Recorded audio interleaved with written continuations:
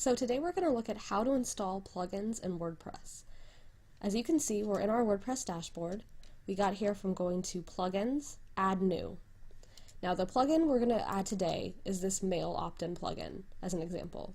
What I'm going to do is I'm going to copy and paste and search for the plugin here in the WordPress plugin directory.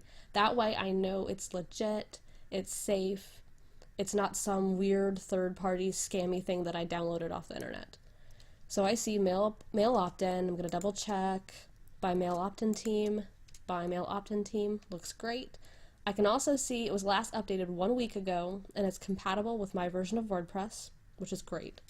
So I click install now.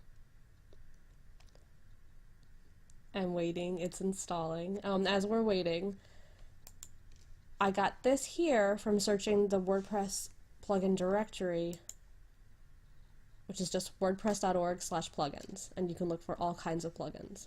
So we'll go back to the dashboard. As we can see, it's been installed. There's one more step we have to do. We click activate. And it says plugin activated, and it's been installed. And that's all you have to do. Thank you.